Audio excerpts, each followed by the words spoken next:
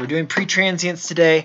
I've got a tool, check in the description for the download, but this is going to make making pre-transients way faster and easier and more flexible and, you know, have more power and all that stuff.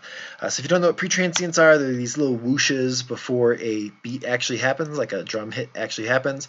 It's like in a whip crack or something, it's like a wah pa. Well, that wah before the actual pa, that's what a pre-transient is, and it makes the actual hit sound more intense, right? So all these white guys are going to happen before all these orange guys and stuff, which are my snares, and there's I think I did some pre-transients for the kick, but take a listen. There's like snarls and other things that I'm using as my pre-transients, like monster sounds and kids laughing and stuff.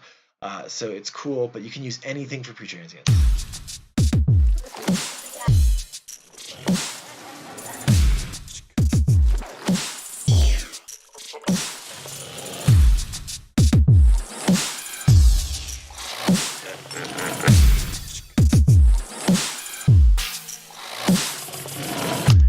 Cool. Right, so hopefully you get the point, right? We're talking about all these guys here, and you'll notice they just disappear, right, just before the hit actually happens. So there's not a lot going on in a sense. If you've watched my other videos on 128s, this is going to be really easy for you. If you haven't, dude, 128s are the best. Like, they're literally like one of the best techniques. You can do them in Bitwig and Ableton, and I know there's ways to do it in like FL and stuff like that. But ill.gates invented the technique. People all over the place use it. Like, you find them in sample packs, but you've got a sampler with 128 samples. These are selected by pitch, so each MIDI note that comes in at a different pitch is a different sample. And notice in here, you know, I'm doing just things that I think would sound cool swooping in. So there's like tiger roars and, like, you know, ruffling through cards and wind turbines and, like, you know, crumpling paper, you know, all these different sorts of things. And then I'm controlling their volume with this envelope right here, the amp envelope, and then I can control the bend of it with this knob, and I control the length here, and it goes from like 30 milliseconds, which is like, right, these quick little like flicks before you actually get a hit, or you can make them like longer, right? That goes up 3 seconds, like, you know, that's a really long time. That's like a sprinkler, among other things, in that sound. Pretty cool. So yeah, just go on freesound.org or whatever and just grab a bunch of sounds you think would be cool, and you can just swap them out if they don't sound cool enough. But a lot of the magic happens in these macro knobs, right? So there's 2 sets of 128. These each are both different banks of 128 samples, and I'm crossfading between these, so as in the middle. So that's actually this sample and that together, right? So together they sound like that.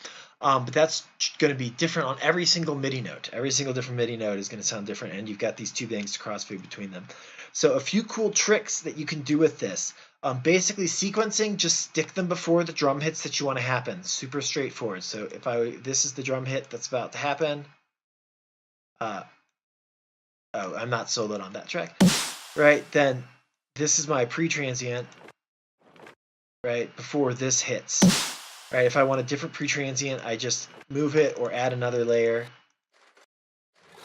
Right, now all of a sudden this is our pre-transient, and so got this. Right, so very cool.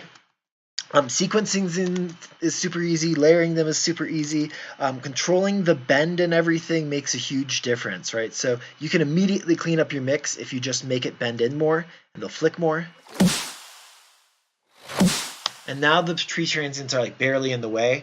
So that can be nice, but you get sort of more of like an anticipation in some ways if you let it build like slower and, you know, more immediately with less curvature. You can make them fall down from above. So this is like if I'm at 22, 21, whatever, you know, it's going to start up this many semitones, and it's going to, over the course of this length, right, this controls the length of the amp or the pitch envelope as well as the amplitude envelope. So now everything's going to be falling down on us. Right. Right, you can make it come up from below.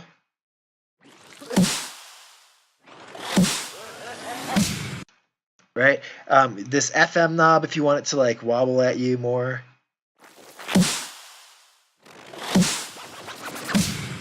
right? This is just the sample start. You could change the whole pitch. So say you want it to like really zoom way up high, right? Then you could like start way low and then go like way high or something. Right? Or you could like drop really far down having started really high up.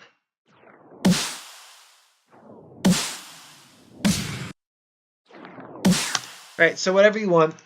So that's basically the functionality of this. Super straightforward to use, super powerful. Like I said, easy layering. You just put more MIDI notes down. You can also crossfade between the banks. The reason I like this bank crossfader as opposed to just layering with MIDI notes is you can modulate this right over time. So like as this is coming in, like I could like crossfade to this other bank, and now the sound's going to shift from one sound to a whole different sound. Right, so first, or like maybe I want those laughs to come in at the end and start off with that like kind of more turbine-y kind of thing or something. It's super cool. Right, so you can have more control over sort of how the sound evolves by modulating the bank crossfade. But that's really all there is to it. Just put MIDI notes. Populate this with samples. I recommend hand-picking good ones. It's totally worth it. Doesn't take very long. You don't need 128 in here. You don't need 2 banks, but it just makes it better when you do. And it really doesn't take that long, and you have this thing forever, and it's that much better and more powerful. I've gone over these knobs. Shaper just makes things fatter, but I've talked about the rest of the knobs. This is the sample start, so some samples sound better later in them, depending. It's pretty straightforward. But that's really all I have for you. I'm going to do tails in another video. So this is just the pre-transients, but I actually do my pre-transients and my tails together.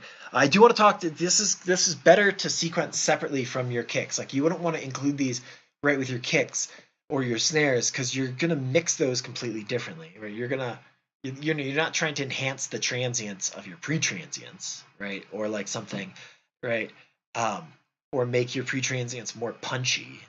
Right, trying to make your snares more punchy or something, right? So you're just doing different things, right? Sometimes you want your pre-transients, sometimes you don't. So it's really nice to have them as separate samples from your actual sample, right? As opposed to just a combined snare that has a pre-transient built into it. It's just more flexibility. If you want your pre-transients to be different, you could be like, okay, they're going to happen at the same time, but now I'm just going to take these and I'm going to like make them like different pre-transients. You can just move around the MIDI notes and they'll just be different pre-transients, right?